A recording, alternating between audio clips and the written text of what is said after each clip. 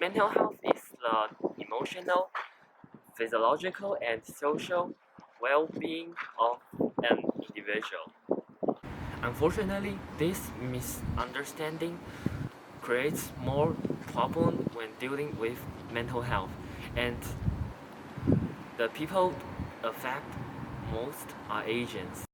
One reason why Asians are impacted by mental health the most is mostly due to their family's influence. In 2018, CBC Radio interviewed Sally Lin so that she could talk about her experiences with mental health.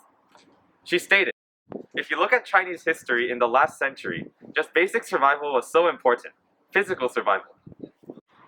Lin noted that talking about mental health in Asian families was not very common, and this is most likely due to the high stress events that they experienced in the 20th century, where when coping with mental health problems was not as important as dealing with the physical problems that can lead to your death.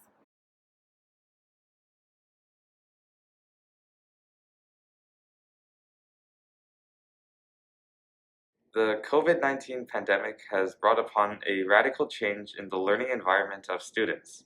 How have you noticed students responding to such a shift in their learning environment? Do you see any individuals that are disproportionately affected by this?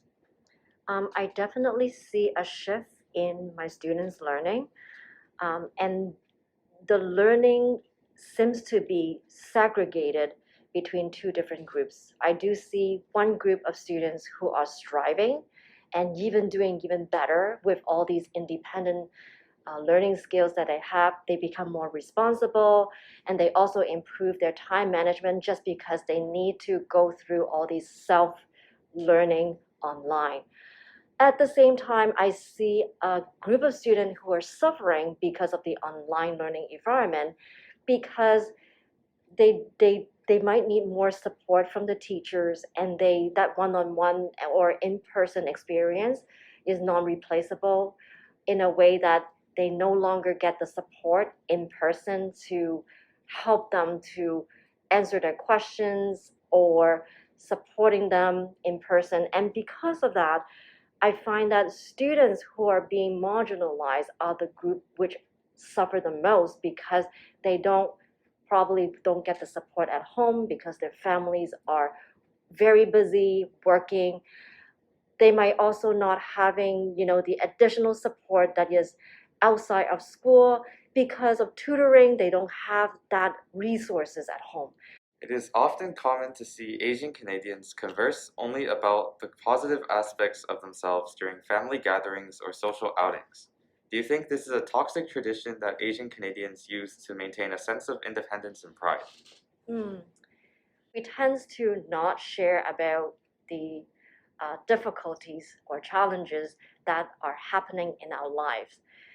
And especially with Asian Canadian, I think there's a lot of pressure on the children, um, because there's so much expectation from the Asian parents. And as Asian parents, we often have very high expectation on our children just because I think in general we want the best of our children, and we relate how our children perform related to how successful they will be in their future.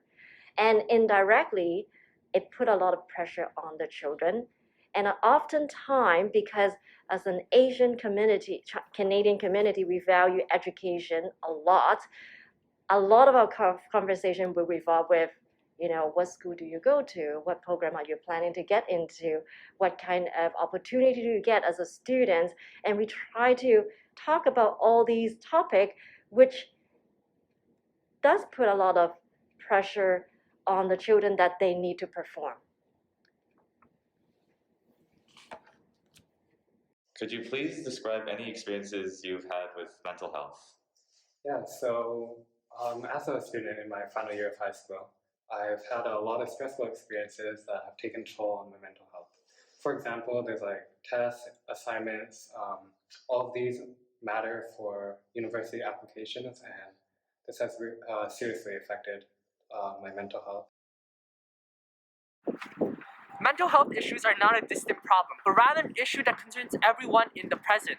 Recently, the Toronto District School Board conducted a survey of 103,000 students from grades 7 to 12. Surprisingly, almost 20% of all youths reported a low emotional well-being. Furthermore, statistics show that the older the individual, the greater amount of emotional distress they experience. These statistics are especially prominent amongst Chinese immigrants and individuals of Asian descent.